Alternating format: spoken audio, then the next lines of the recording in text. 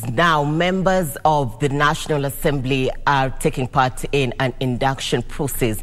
From our Nairobi hotel, my colleague Kamche Menza is now on standby and ready to engage Westlands Member of Parliament Tim Wanyonyi. Kamche, good afternoon.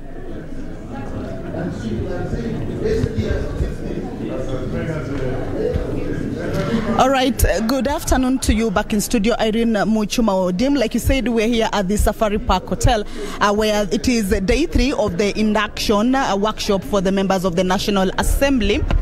And what has been happening of late, or rather yesterday and today, is that there have been sessions. Members have been breaking in group sessions to discuss a number of issues. One of the issue is on the budget making process. And of course, this is one of the topics that touches on a number of issues.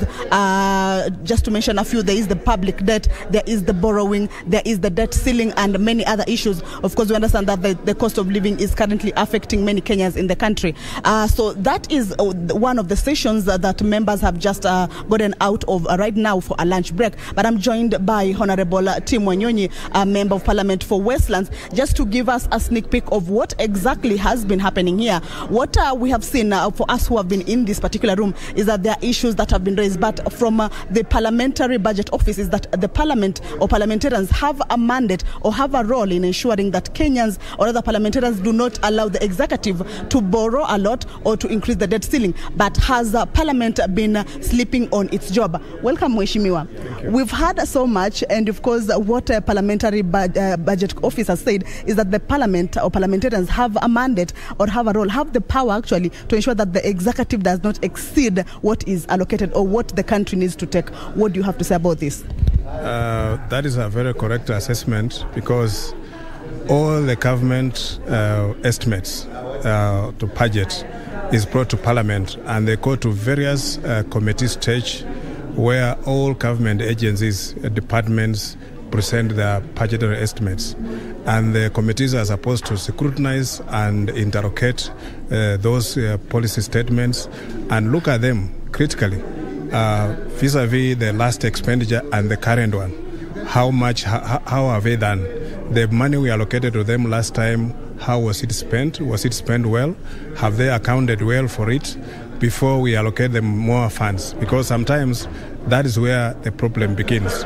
You find that we have allocated money and then they come back for looking for more allocation, and they don't exactly explain properly how they have used or utilized the last funds that was allocated to the ministry or the government department, whichever is dealing with that.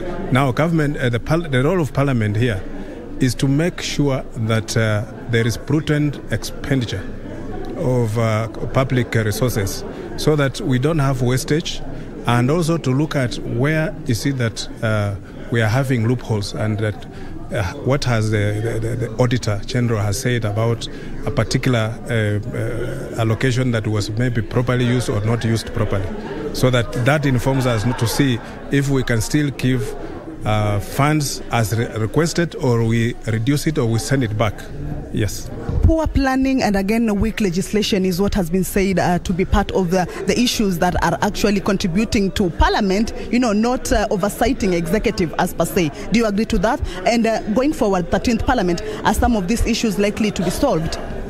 Yeah, going forward, what happens, the reality is this. Sometimes we deal with theories, but the reality is sometimes Treasury bring their budgetary estimates to Parliament.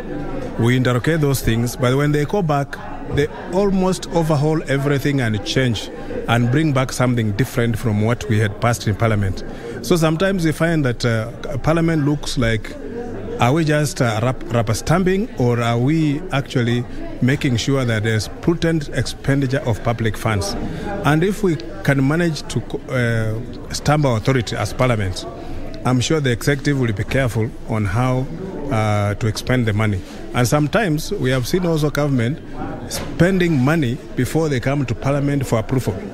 So that is another loophole that creates bad manners on the side of government, that they have already incurred this expenditure. Now they're just coming to us to approve. What are we approving? because we did not, first of all, approve what they have spent. And sometimes the explanation is not convincing, but because they are the originator of that, you find that it becomes a bit tricky for us. But I think going forward, Parliament must be very vigilant so that we make sure that we have public resources spent well by the executive. Yeah. Thank you so much, Mheshimiwa.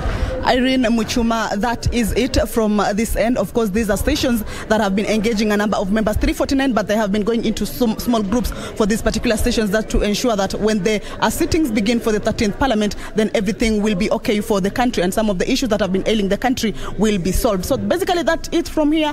I hand it over back to you in studio, Irene Muchuma Odim.